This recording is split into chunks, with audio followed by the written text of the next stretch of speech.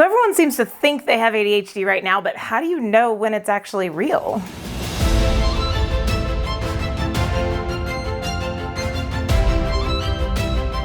So in this video, I'm going to break down a little bit of what helped me understand, one, when I got my diagnosis, when I actually started to understand what it meant, and how I've been handling the conversations that consistently come up with, yeah, well, everyone does that. And what do we actually do if you're in the position wondering, do I have ADHD? So over the past few years, we have had an increase in the number of videos going out through shorts and through reels and TikToks, all kind of like laying out this like relatable thing. So someone shows something happening and then talks about or indicates that it's because of their ADHD. And on the one hand, it's actually really good because it's helpful to have this increase in awareness that ADHD is not just about overactivity and hyperactivity and an inability to sit still. On the other hand, it is leading to an increase of individuals who are dismissing ADHD as an actual issue to address. But you're also getting people who are saying like, look, like everyone's overdiagnosing with ADHD. Just because you forget your car keys doesn't mean you're ADHD, which is true.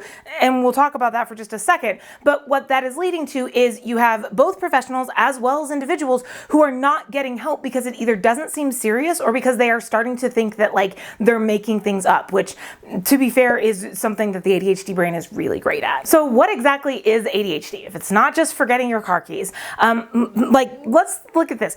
ADHD is an actual host of measurable neurobiologic differences in the brain. Like this is everything from gray matter differences to dopamine pattern and production and like a receptor different, like actual differences we can see. And we understand that when you have especially all of these things happening at once, that is ADHD. Everyone loses their keys, as I just said, right? ADHD means you do it consistently despite your best efforts, right?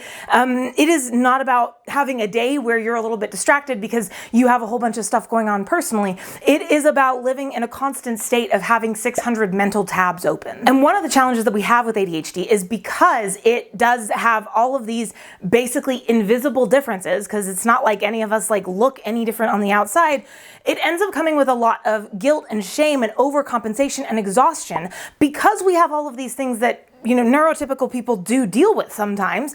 Individuals with ADHD then feel like, oh, they deal with it occasionally too, so therefore this is a me issue. I'm the problem. I just can't do it. And that is part of the problem with ADHD and with getting diagnoses. So I want to be really clear here. When you have an individual thing that happens every so often, that may not be ADHD, an individual symptom.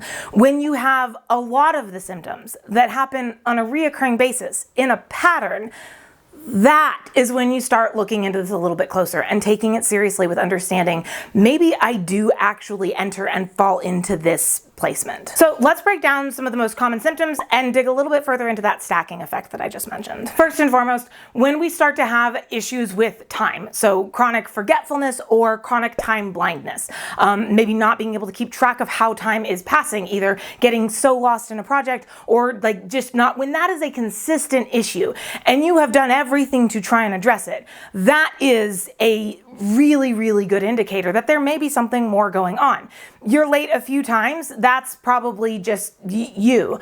You're late because you didn't want to go to the event, that may be completely indicative of something else. But when you are consistently dealing with time management issues, that is an indicator that there may be something else going on. For example, I am constantly having to do a ton of work to keep myself on track and on time. I have learned to have to like watch the clock throughout the day. Otherwise, I will end up at 4 o'clock in the afternoon having accomplished nothing, late to my meetings, and it just is exhausting. Another really common symptom is this idea of starting a bunch of projects, but then finishing none of them.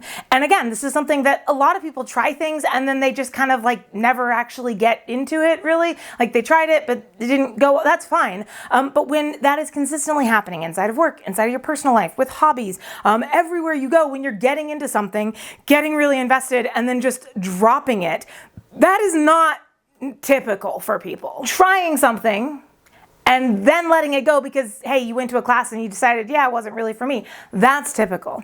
Going all in and then like starting the project, getting things going and never finishing anything, that might be indicative of something else. Next, struggling with task initiation, organization, and emotional regulation. If you are just having a bad day and you're having a hard time getting started on a task, or you have one task you've been avoiding, that can just be a task initiation failure brought on by other things. If you are consistently not wanting to get tasks going, having a hard time, even with some of the tasks you're really excited about, but like getting them started feels overwhelming, or getting things organized so that you can get things going is like paralyzing, or you're struggling in terms of emotional regulation consistently, that's indicative of something else. If you're having a bad day and you're having to like put on a face to make everyone feel like, hey, it's all good, that's usually a one-off. But if you are consistently feeling like you are having to act like someone else, if you are consistently having to measure, monitor, and adjust your own behavior constantly, not like, oh, hey, you were going to say something and, you know, like that popped out and it wasn't quite what you meant. But if you are constantly having to either mess things up or adjust and monitor your behavior, that is usually indicative that there is something else going on in the brain. The thing about ADHD is that it is not just the presence of having a couple of those symptoms. Everyone has a moment when they are going to like open their mouth and say something they shouldn't say. ADHD people have that consistently, at least usually. This is about understanding how many, how often, and how much they impact your life. And just for quick clarification, my ADHD diagnosis came from a professional in an informal conversation where I joked about the fact that I've always thought I had ADHD and I should probably get tested for that. And she started laughing. She said, Stephanie, I've been watching you for 6 months now. I don't need a test to know that you've got ADHD. And I sat there for a minute and then I kind of brushed it off because one, I didn't really feel like I had all of the symptoms, and two, I just kind of like couldn't figure, like didn't know what to do with that. It wasn't until like 5 years later that I actually started to understand how much I was compensating and masking all of these things, how much I was doing to not let time blindness run my life, how much I was doing to not forget things, how much I was doing to keep things moving forward through college, through my first job, through my first business. Like these are all things that I was working exceptionally hard to make happen. And that I realized as I started to learn this stuff that other people are not having to put as much effort into remembering silly things, are not having to put as much effort into processing through and thinking through and interpreting their brain before it comes out their mouth. Other people are not having to deal with all this stuff. And that was when I started to realize just how much ADHD was impacting a massive portion of my life invisibly. So if you are watching this video, I'm assuming you have some questions about whether or not you may have ADHD, or someone sent it to you because they were trying to help you understand whether or not you have ADHD. Here's what I would recommend. First and foremost, start looking into things that go beyond, 15-second short form video or TikTok reel.